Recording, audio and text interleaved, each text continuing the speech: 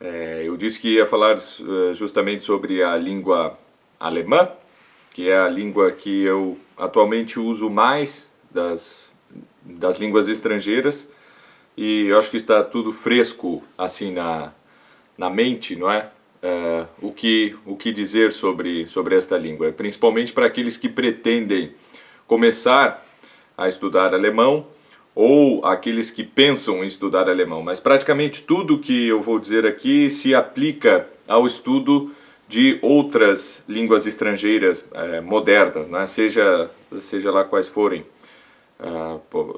E eu acho que o alemão nos serve como um bom exemplo para falarmos de línguas que são realmente estrangeiras, não é? Porque das línguas ocidentais, que são minimamente úteis para o acesso à cultura universal, para o acesso à alta cultura, à grande literatura,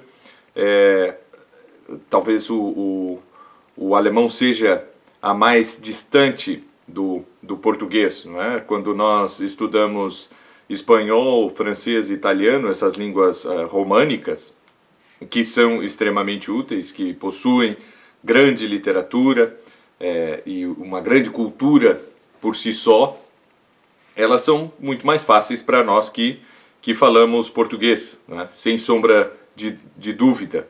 E quando alguém fala em uma dessas línguas, talvez seja um pouco mais complicado de nós entendermos, mas quando nós lemos em espanhol, principalmente, não há problema algum, é só uma questão muito mais de costume do que de estudo, não é? Então, nessa forma passiva, para nós entendermos o espanhol e lermos, é bastante tranquilo, é quase só uma questão de nos acostumarmos, não é preciso que nós estudemos separadamente a gramática daquela língua e comecemos com textos extremamente simples para aí sim irmos aumentando em dificuldade, absorvendo mais vocabulário. Não, tudo acontece ao mesmo tempo, nós podemos já pegar textos realmente difíceis em espanhol e começarmos a ler.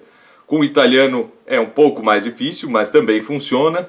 Com o francês é mais difícil, mas continua funcionando.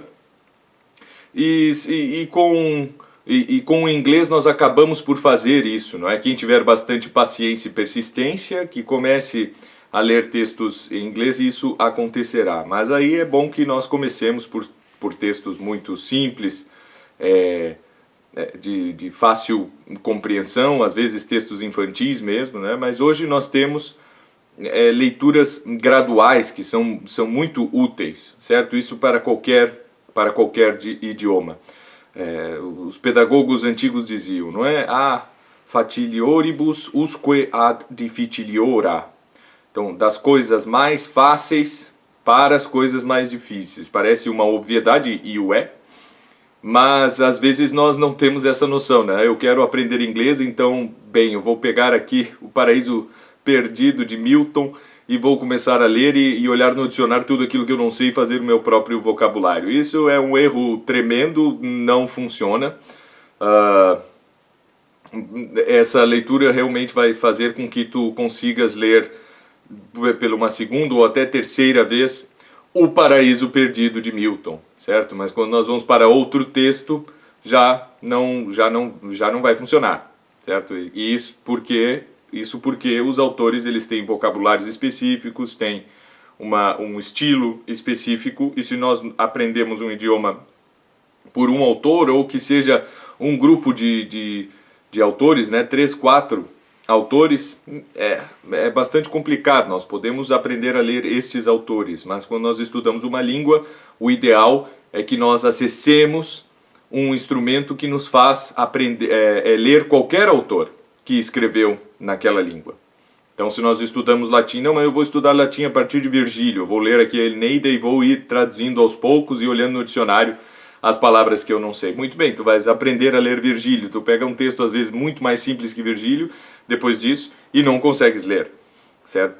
Lês muito mal, porque tu aprendestes não latim, mas sim a ler um autor específico, no caso Virgílio.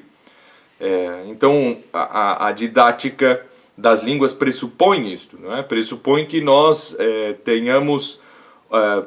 partamos daquilo que é mais simples e vamos indo ao mais difícil, mas sempre com algo preparado especificamente para o ensino. Que sejam textos que possuem um vocabulário frequencial, isto é, regra. Se o material didático não tem um vocabulário frequencial, ele é muito ruim. Então ele vai ensinar palavras que quase rapax legomena. É a única crítica que eu tenho a fazer, por exemplo, ao método Aprendendo Grego, não é, que é muito corrente no Brasil e talvez no mercado brasileiro, algo sendo impresso no Brasil, talvez o Aprendendo Grego é o melhor. Mas ele tem esse problema, ele ensina diversas rapax legomena. O que são rapax legomena? São palavras que aparecem ou uma ou duas vezes em todo o universo das coisas que foram escritas naquela língua. Então o Aprendendo Grego, por exemplo, ele nos faz aprender certas palavras que aparecem uma ou duas vezes em Homero só, e depois nunca mais aparecem, né? Então nós aprendemos, quando nós estamos estudando Homero, nós sabemos o que aquela palavra significa, mas o tempo que talvez nós tenhamos gastado para aprender aquelas palavras não vale esse esforço, não é? E se nós deixarmos de lado tantas outras coisas, tendo em mente que é impossível aprender todas as palavras de uma língua, nem mesmo em português nós sabemos isso. O que nós temos que buscar o vocabulário principal de uma língua, certo? O mais frequente, o vocabulário com maior frequência, e isso é mais ou menos umas 1.500, 2.000 palavras. Essas palavras são imprescindíveis, né? E agora vem uma má notícia para aqueles que desejam estudar alemão. Nós não temos um material didático que trabalhe com vocabulário frequencial. Talvez nos primeiros níveis, não é? nos cursos mais correntes, no material didático mais corrente, nós tenhamos isso sim, mas depois que a coisa avança um pouco, nós não temos mais isso, e é preciso que nós nos embrenhemos aí numa selva escura e sem muita lanterna, não é? Nós não teremos nada que nos ilumine esse caminho.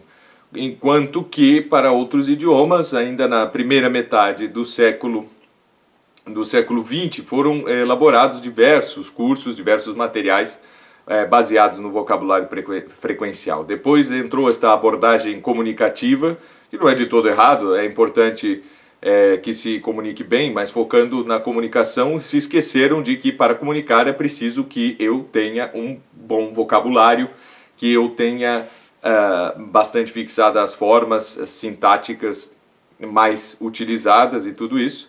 E se vai falando, não é? Se vai comunicando, né? Daquele jeito. O importante é se comunicar, o importante é se comunicar. E às vezes eu me vejo me vejo em apuros diante de uma leitura bastante simples, seja lá em qual idioma for, ou em uma conversa sobre um assunto também bastante simples, de algo sobre um assunto que me interesse. E bom, estamos em apuros, não é? E isso acontece muito com a didática dos idiomas. Existem as seitas, certo? Aqueles que só seguem um método específico sempre jogam fora todos os outros. E isso acontece com quase todas as linhas pedagógicas e didáticas no ensino dos idiomas, né? Bem, falando de alemão especificamente, né, e nós dizíamos que é uma língua das mais diferentes, uma língua muito útil e uma das mais difíceis por ser diferente, não é? Mas eu queria primeiramente começar a falar especificamente do alemão, além do material didático, da língua em si, dizendo que não é a mais difícil sob todos os aspectos.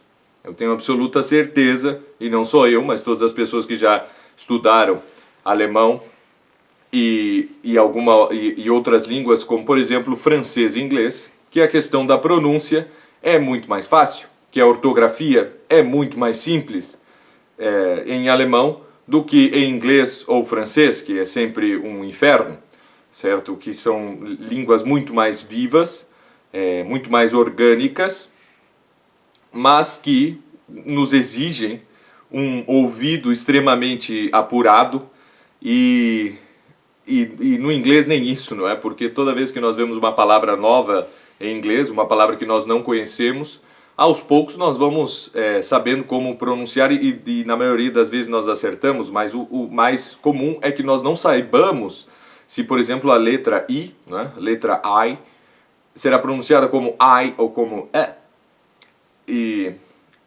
não é como I in fine e como in fan, certo? O que muda ali não é o I, não é a letra I, é o E que vai no final.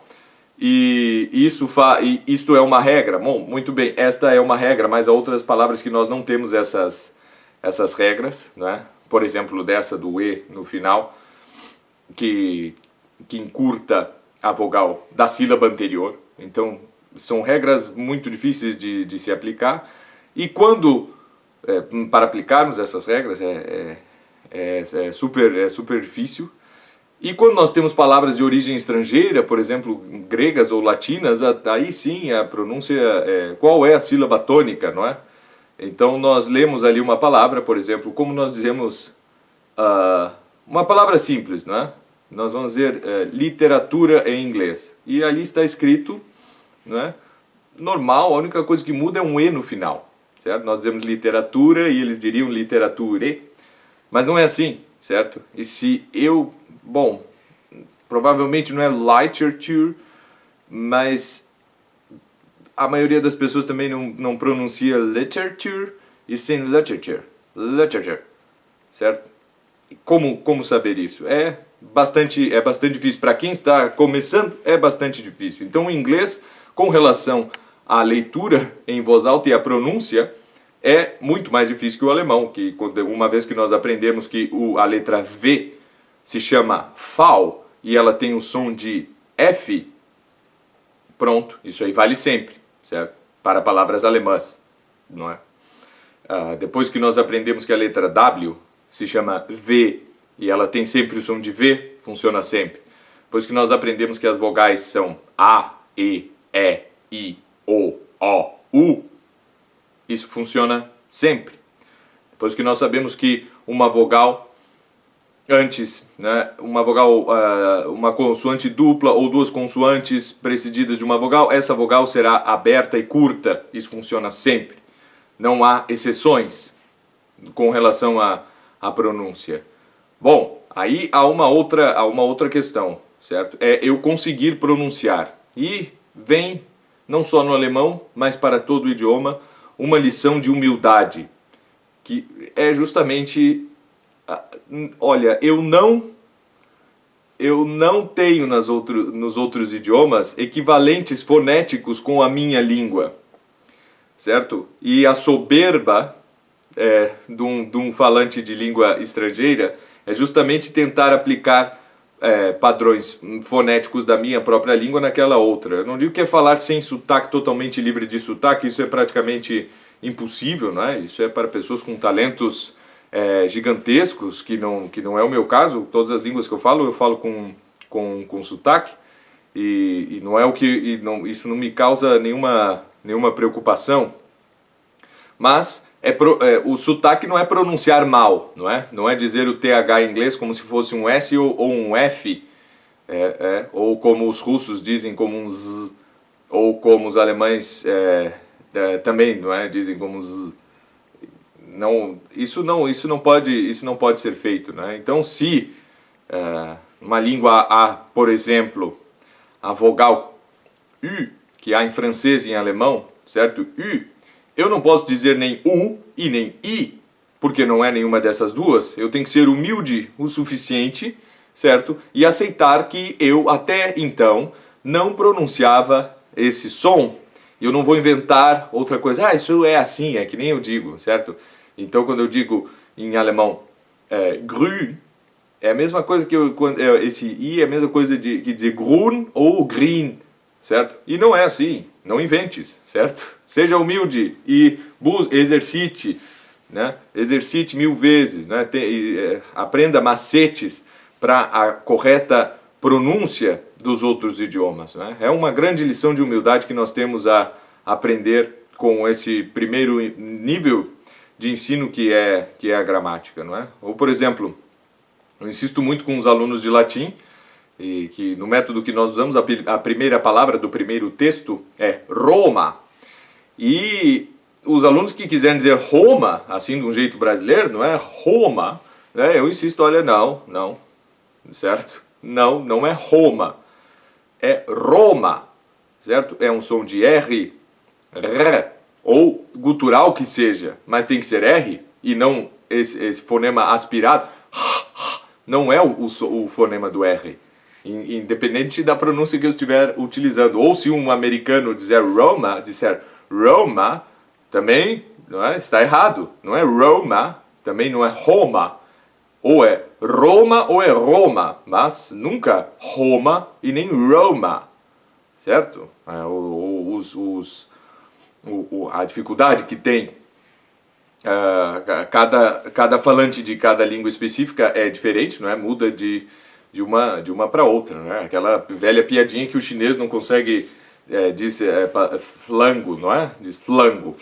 Né? Como ele corrige isso? Com muito exercício, não é? Com o ouvido atento e exercitando, pedindo que alguém o auxilie se ele está a dizer aquilo corretamente e por aí afora. E no alemão acontece muito isso, porque os fonemas são bastante diferentes para dar o exemplo da língua portuguesa, né? Ou de qualquer outra. Os fonemas são bastante específicos e nós teremos sotaque, mesmo depois de que falarmos com um grande vocabulário e com uma sintaxe perfeita, certo? Teremos sotaque, mas o sotaque tem que estar na melodia da frase, né? Até na minha impostação de voz, que é algo que eu tenho que mudar, não é? Quando eu falo um outro idioma, a impostação de voz muda, nós temos que estar com as orelhas arregaçadas e prestar atenção na impostação de voz usada em cada língua, ou nos padrões que são palatais de cada língua, certo? Então o alemão é uma língua falada com um palato muito, muito alto, principalmente as vozes femininas, exageradamente alto, certo? O que faz com que ela torne as sílabas mais duras, né? Então, e nós temos que mudar a nossa própria voz. Para cada língua que nós estamos falando, nós temos que mudar a nossa própria voz. Eu não posso ser aquele, não é, guia turístico da Barra da Tijuca, né? These guys who speak English like this, you know? Certo? Isso, bom, está errado o que ele disse? Não está errado. Está maldito, certo? Porque a pessoa não arregaçou os seus ouvidos para ouvir que o inglês não é pronunciado assim, não é deitado em cima do som como nós pronunciamos as palavras do Brasil. Para isso, o melhor exercício é começarmos com a nossa própria língua, não é? Essa capacidade mimética que nós temos que desenvolver de conseguir imitar outros sotaques dentro do nosso próprio estado, às vezes, certo? E às vezes muda de uma cidade para outra. Eu acho interessante ali em São Paulo que o sotaque de Jundiaí se diferencia muito do sotaque de São Paulo. E depois em Campinas, que é mais adiante, já é muito mais parecido com São Paulo, não é? Conseguir fazer, e mesmo na cidade de São Paulo, dentro da cidade há diferentes sotaques, né? O sotaque da Zona Leste e da Moca são diferentes por questões culturais das mais variadas.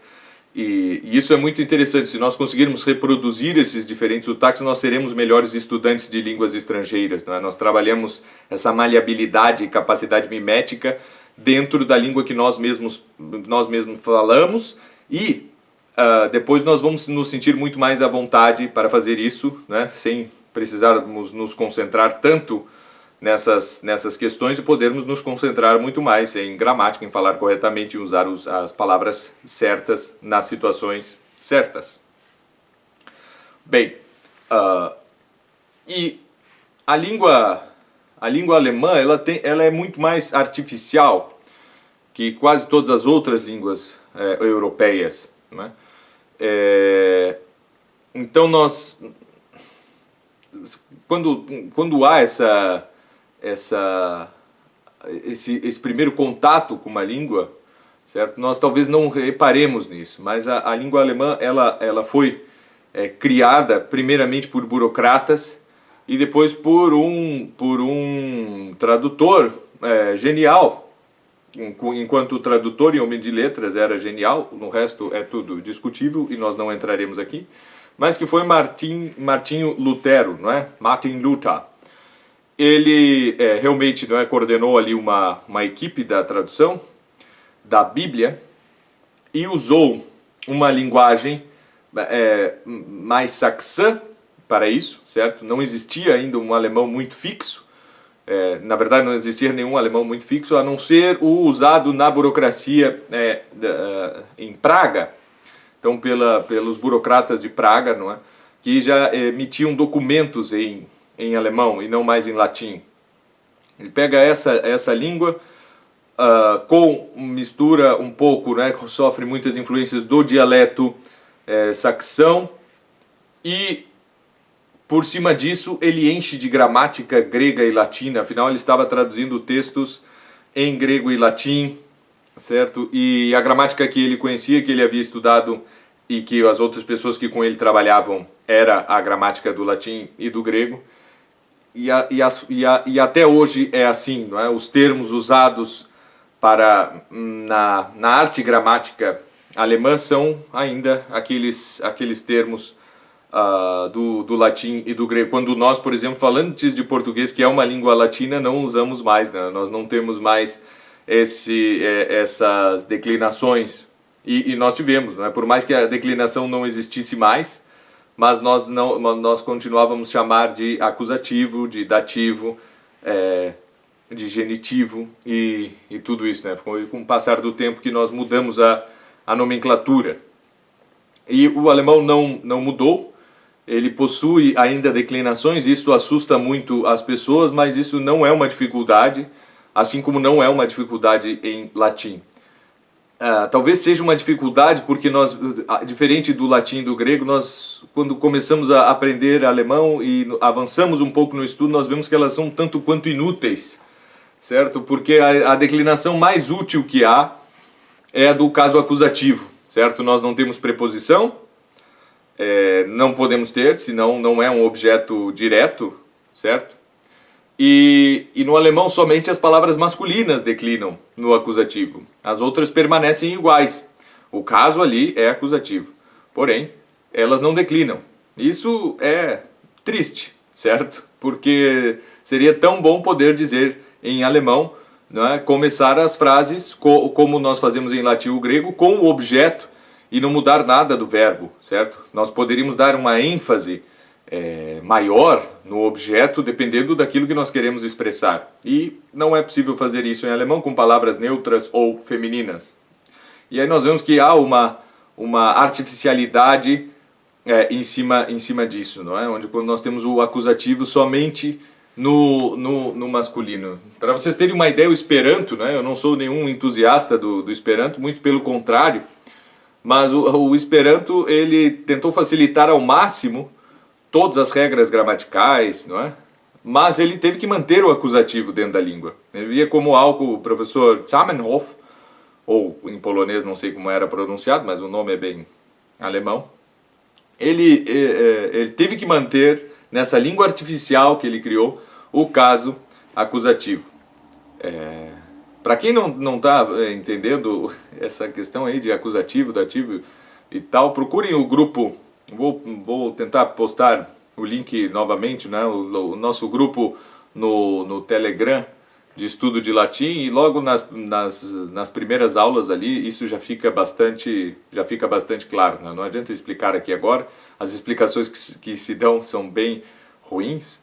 Quando eu digo, não, o acusativo é o objeto direto, o dativo é o indireto e o genitivo adjunto é de nominal restritivo, isso em alguns casos, né? E nem mesmo, talvez na maioria dos casos, mas é só em alguns casos. Eles servem para várias outras coisas também, né? Esse uso da nomenclatura ele não vai e volta perfeitamente. E então assim, o alemão não pode assustar pelas declinações ele não pode assustar pela pronúncia. O que assusta no alemão é o vocabulário. Isto porque as palavras não têm a mesma origem. Por ser um tanto quanto artificial, quando nós vemos uma palavra, palavras que são tão comuns a outras línguas, como por exemplo federação, em alemão eles buscam etimologicamente a origem daquela palavra, exatamente o que ela expressa, né? Essa é uma palavra de origem latina, não é? Federatio, e eles então veem ali que é possível ter uma outra palavra, que já existe uma outra palavra em alemão para expressar a mesma coisa, que não expressava antes, mas que serve etimologicamente como substituto daquilo. Então, quando nós temos em português federação, em espanhol federación, em inglês federation, em francês fédération, todas as línguas são sempre iguais, né? Em alemão nós não temos, né? Nós temos fédération, mas é algo posterior. O certo, né? Lessing, que era um grande purista da língua, Lessing teria dito, não, tem que usar a palavra Bund, certo? E para dizer federação. Por isso que a Alemanha se chama Bundesrepublik, que não é nada mais do que república federativa. E então é o vocabulário o que mais nos assusta. São poucas as palavras, ou em comparação com as outras línguas, muito poucas as palavras de origem latinas e gregas, que fazem com que nós compreendamos muito bem isso. Até mesmo na medicina, faz algumas décadas que se passou a traduzir tudo, e algo que no passado poderia ser chamado de pneumonia, certo? Uma pneumonia, uma palavra grega, certo? Hoje em dia é chamada de infecção nos pulmões, com as palavras alemãs para dizer infecção e nos pulmões, não é? Pulmões. Então fica Lungenentzündung, certo? Infecção nos pulmões. Isso não tem nada a ver com pneumonia. Então, mesmo lendo, nós teremos que saber o que é Lunge, teremos que saber o que é Entzündung. E se nós não estudarmos esse vocabulário, nós não temos aqueles cognatos que nos ajudam tanto quando estudamos espanhol, francês, italiano, inglês e tantas outras línguas. Até mesmo o russo, não é? Continua a usar muito mais palavras latinas e gregas do que o alemão. E é uma língua eslava, não é totalmente alheia a nós. É claro que o alemão é germânico, ele não é tão fácil assim para um falante de língua românica como somos nós. Mas o que vai realmente dificultar o aprendizado do alemão é o vocabulário, até porque a língua alemã ela é muito rica em construir novas palavras por composição e aglutinação. Então existe um vocabulário enorme, não é? Não só de juntar dois substantivos ou um substantivo com um adjetivo, mas de usar sufixos e prefixos, certo? Então nós temos a palavra fazer, que é o verbo fazer, que é machen. Nós temos o verbo fechar, que é zu machen. Nós temos o verbo abrir, que é aufmachen, certo? E assim por diante, certo? E aí quando nós vemos alguma coisa como Gesicht an sich, Angesicht e vários Sicht, com vários outros preposições, prefixos, na verdade, isso nos causa bastante medo, certo? E o sentido desses prefixos não é muito claro, certo? Às vezes eles nos confundem bastante. Até porque são muitos. Então a questão está basicamente não na pronúncia, não na gramática, mas sim, a gramática do alemão ela é relativamente simples. Ela é mais simples do que a do italiano ou do francês ou até mesmo do português. A questão está no vocabulário, né? e não há outra maneira, não é? Se nós queremos aprender essa língua, é importante que nós tenhamos muito contato com ela para aprendermos esse vocabulário. Depois, né, que nós já temos decidido isso, olha, não, o problema é o vocabulário, vamos seguir em frente, é claro que nós nunca vamos poder deixar de lado questões como pronúncia, questões como gramática, não é?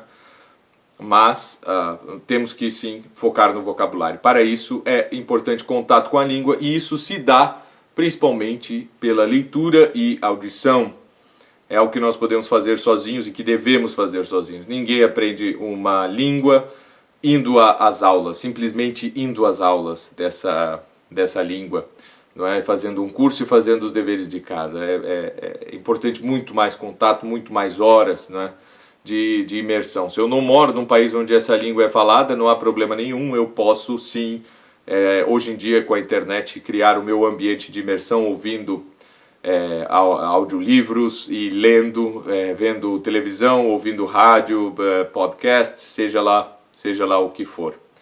Sobre a utilidade de aprender alemão, eu digo que o mundo cultural da Alemanha ele é bastante à parte e isolado do resto, não é? A Alemanha exporta muitas ideias, na sua maioria das vezes são ideias que de forma alguma podem ser aplicadas em qualquer outra realidade cultural, por mais que se tente, não é? O direito brasileiro, por exemplo, ou as ciências sociais, em geral no Brasil, são totalmente germânicas.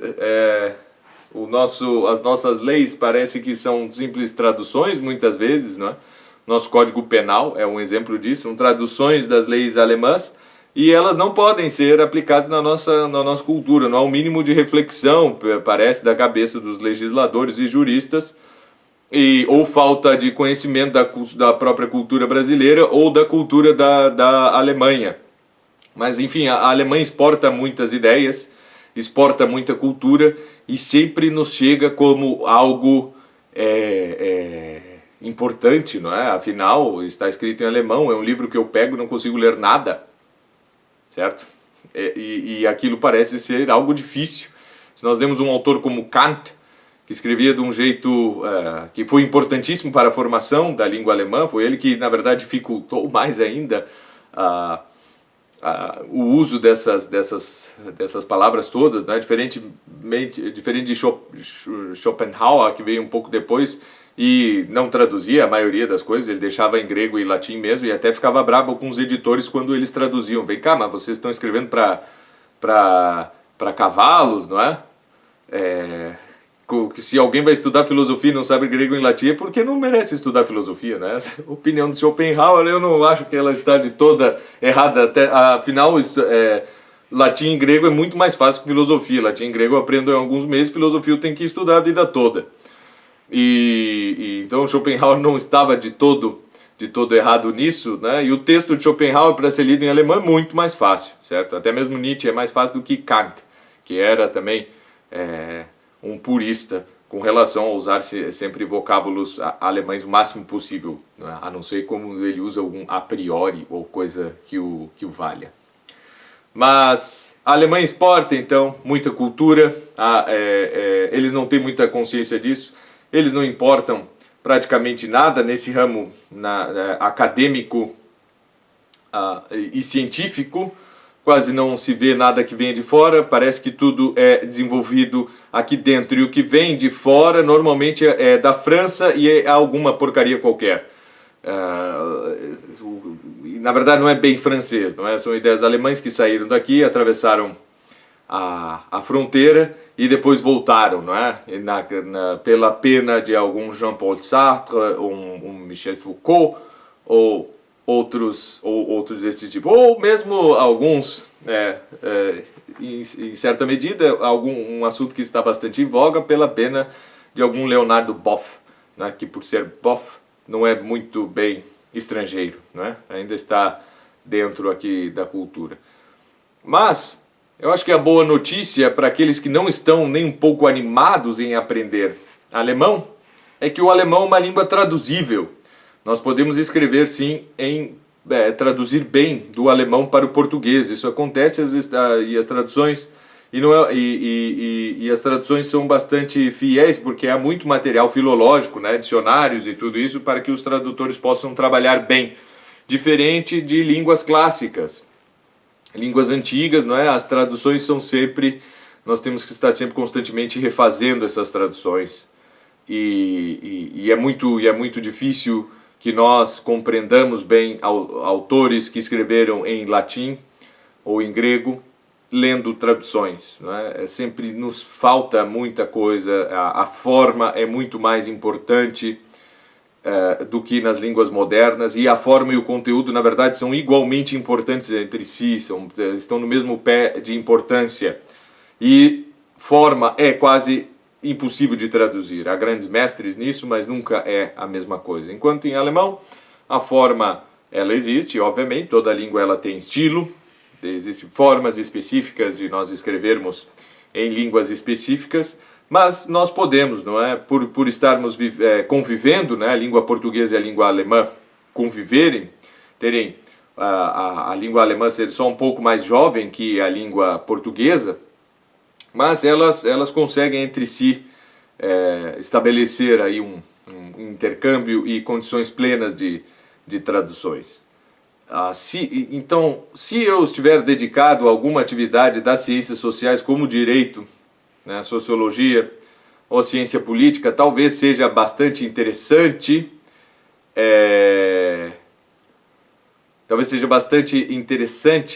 nós estudarmos alemão, certo?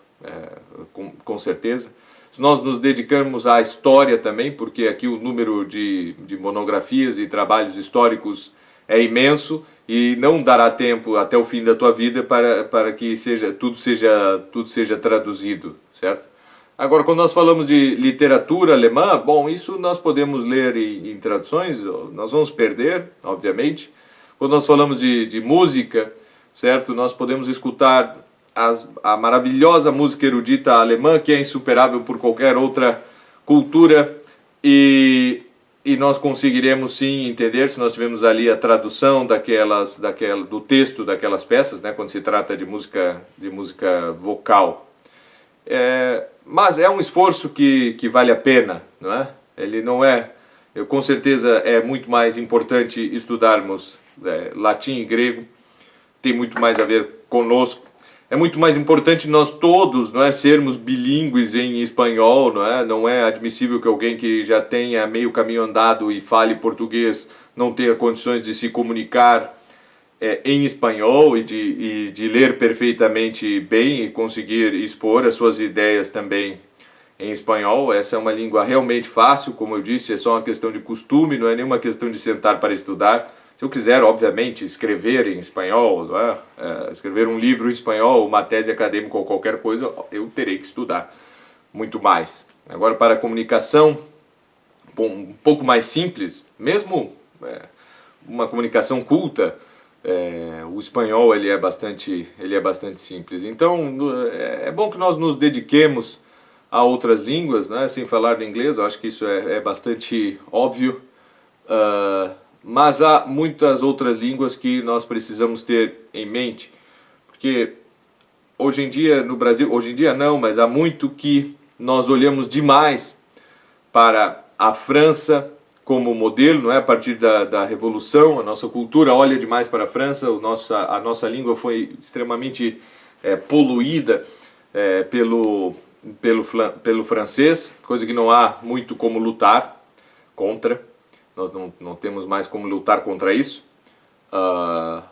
Nós olhávamos demais para isso e começamos a deixar de prestar atenção no latim, que é a nossa matriz mais próxima e para onde sempre os grandes escritores, estilistas, intelectuais da nossa língua olharam, e foram essas pessoas que formaram, não é? Lembrando sempre, repetindo, chovendo molhado, mas Camões nunca estudou português, ele sempre estudou latim, assim como o Padre Antônio Vieira não estudava português, ele estudava latim e escrevia em português.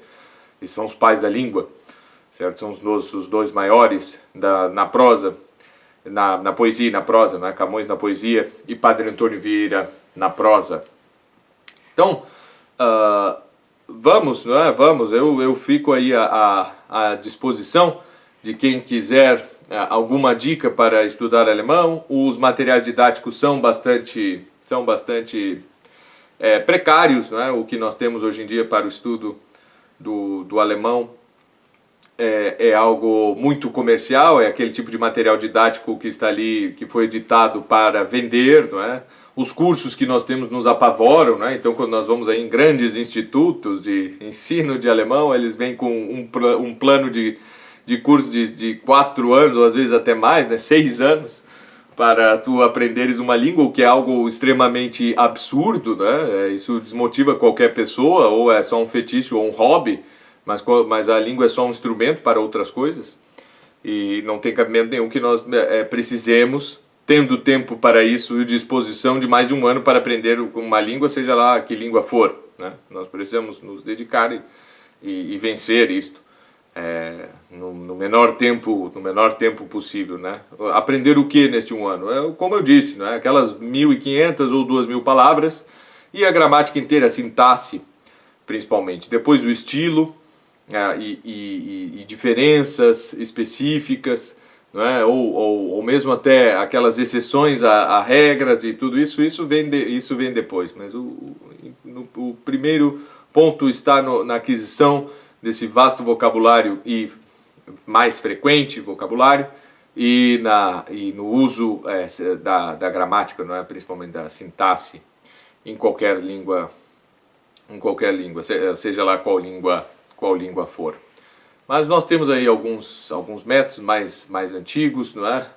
Que nos apresentam problemas porque as edições têm aquela fonte que já não é mais usada aqui, é bastante triste, mas tudo aquilo que era tido como algo bom e belo no período do Terceiro Reich ficou tido como ruim e feio hoje em dia, não é? Então isso vale também para a caligrafia dita em português gótica, caligrafia não, né? Mas essa fonte na qual eram impressos esses livros. E o que também não apresenta grandes problemas, é uma questão de costume. Já na terceira página nós nos acostumamos a ler com aquela caligrafia e podemos tocar o barco, certo? É claro, o alemão também sofreu reformas ortográficas, que a meu ver são bastante boas, não é? São bastante lógicas, e como o alemão não tem línguas na qual se espelhar, certo? A ortografia, que é bastante etimológica, o alemão não tem uma língua mãe na qual ele possa buscar a sua mais correta e perfeita ortografia. Então a ortografia alemã é bastante lógica e sofreu algumas alterações. Quando nós pegamos um texto com mais de 30 anos, nós já vemos essas diferenças para a ortografia que é usada hoje em dia. Mas isso também não importa, não é? Todo mundo pode aprender que certas letras foram substituídas por outras, mas que não muda nada. Muito bem. Vamos ver se eu consigo aqui ler alguns comentários, né? Coisa que eu não tenho feito nas últimas lives. Deixa eu ver se tem perguntas. Parece que aqui perguntas não, há alguns comentários. O pessoal reclamando aí, né? Minha cabeça doeu justamente pelo vocabulário. Isso acontece no estudo de qualquer idioma. A Luana aqui me fez também uma pergunta sobre astrologia, que foi de uma live passada. Eu vou responder, vou voltar nesse tema. Agradeço muito ali, Luana Lima, que acha um absurdo precisar de 4 anos para aprender o idioma. E realmente o é, né? Por favor. Aqui, estudei alguns idiomas pelo Assimil, aprendi-os bem, menos no caso do alemão. O Assimil, não dá para dizer que todos os cursos são bons, até porque os autores dos cursos são diferentes, não é um autor com a mesma genialidade, o mesmo talento que escreve todos os cursos. O método é bom, eu gosto do Assimil, não é? Há uma coisa melhor, sim, no mercado, mas sim, é bom. o alemão eu realmente não conheço, né? Eu sei que o curso de latim e de grego antigo deles não é ruim, certo? Não é ruim, com exceção dos áudios da primeira edição do curso de latim do Assimir, que havia muitos problemas de pronúncia, né? Principalmente errava muito as sílabas tônicas das palavras, e o que é bastante problemático. Mas há outras formas, não é? E por exemplo, essas séries de livrinhos de leituras graduais, certo? Que são esses readers, esses livros de leitura mesmo, esses são muito bons, né? O problema é que cada um deles vai custar lá R$60, é um livrinho fininho que eu leio em 30 minutos. E então é um material bastante caro, não é?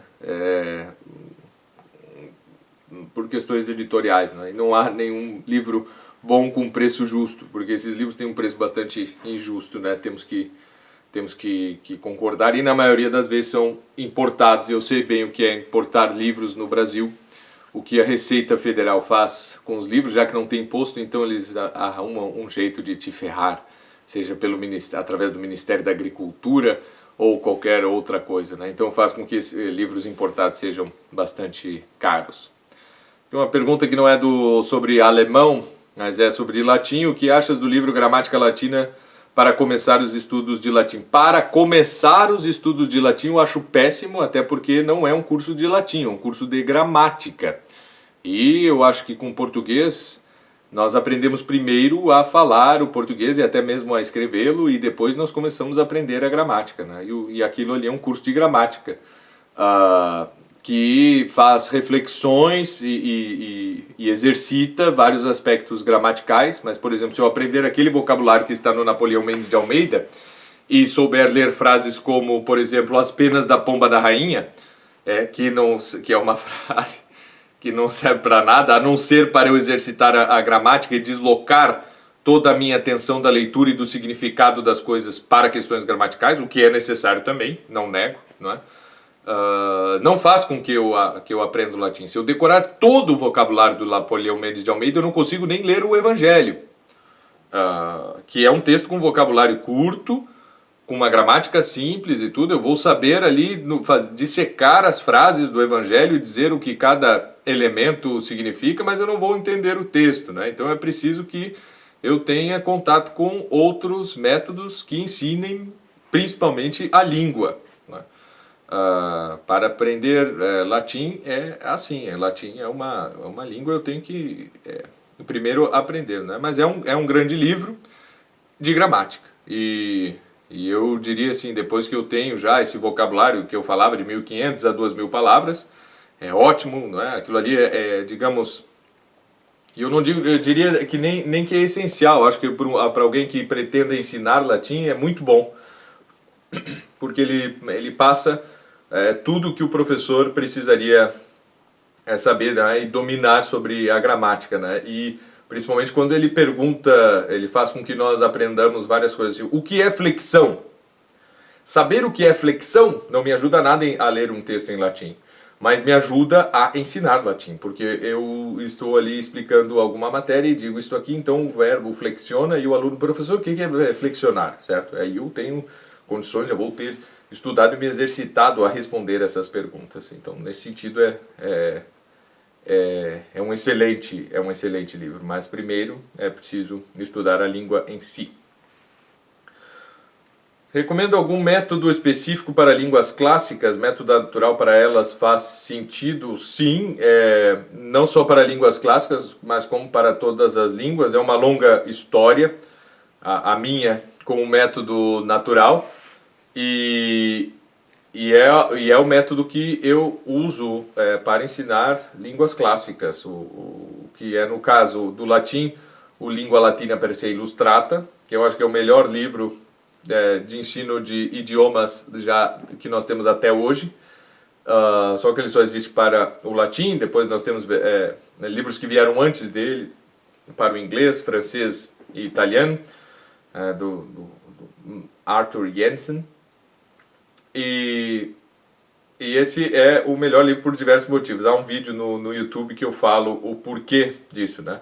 E do grego, o que nós temos é algo parecido com isso, que é, no caso, que é possível ser encontrado, que é o Atenaze. O Atenaze, Introduzione al Greco Antico, é uma edição italiana. É preciso saber minimamente, estar um pouquinho acostumado a ler em italiano para isso, mas ele segue a mesma linha, não é? Mas não é tão perfeito, tão bom quanto ele, não é? O livro Aprendendo Grego é mais ou menos na mesma linha também, se nós focarmos mais na leitura dos textos do que na parte gramatical que poderia vir depois, não é? Se nós vamos focar bastante na leitura dos textos do Aprendendo Grego e aí depois na gramática, bem como o Aprendendo Latim, não é? Eles são textos são 2 livros da mesma série, autores diferentes, mas que usam a mesma metodologia. São livros bons, sim. Mas nada, com certeza nada se compara ao Atenaze e nem ao Língua Latina per se Illustrata. Há outros livros, não é? Na Espanha, eu tenho aqui 2 volumes. Um é o Alexandros, to Hellenikon Paidion, para aprender grego. É um livro escrito totalmente em grego, mas que, por ser escrito totalmente em grego, pelo menos nas primeiras lições, tu vai precisar de um professor, alguém que te explique aquilo. E outro é o Diálogos, também, é o mesmo caso. E em Israel, no Polis Institute, eles têm um livro que não é método natural, mas é um manual para o TPR, não é? Essa metodologia que é o Total Physical Response, que eu também utilizo nas minhas aulas presenciais, porque é o que dá para fazer. Também havia um outro vídeo também onde eu utilizava esse método, mas então é o livro que se chama Polis, é o mesmo nome do instituto, e o outro se chama Forum, livro de latim, também se encontra na Amazon. Esses 2 livros do Polis Institute de Jerusalém.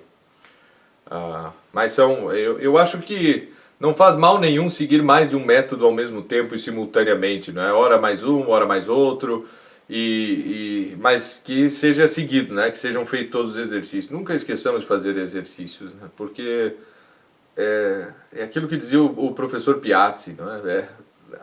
Aprender é diferente de entender, certo?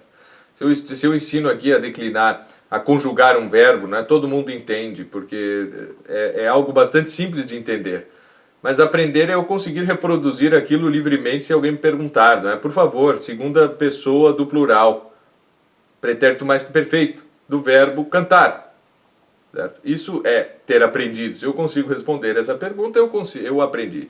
Senão eu só entendi, isso é diferente. Normalmente quando nós simplesmente lemos um texto, ou se nós só escutamos o áudio, que são coisas importantes, e depois não exercitamos, nós só estamos entendendo e aprendendo, nós só o faremos quando fizermos os exercícios, certo? E é bastante puxado, certo? Isso aí massacra mesmo, né? Fazer exercício, fazer dever de casa é algo que massacra, mas é muito mais importante do que assistir a aula, muito mais importante do que ouvir o professor falar.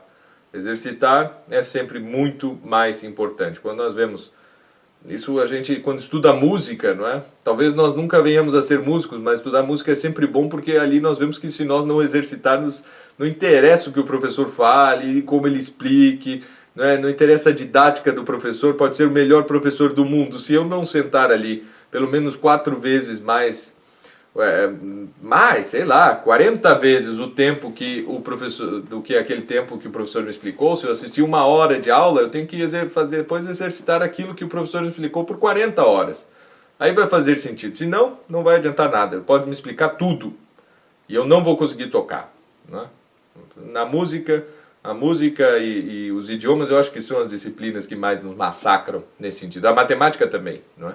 O professor explica a fórmula, nós entendemos como aplicá-la e depois se eu não exercitar eu cometo erros básicos, sempre. Mas muito bem, é isso, deixa eu ver aqui se tem mais alguma coisa. Acho que ficamos por aqui então, né? Chegamos aí a 1 hora, praticamente quase 1 hora de bate-papo. E amanhã estaremos aí de novo, né? Essa semana eu estou de férias e conseguimos então, eu estou aqui já quase meia-noite, conseguimos então conversar com mais frequência. Muito obrigado a todos que tiveram paciência e nos vemos amanhã. Até!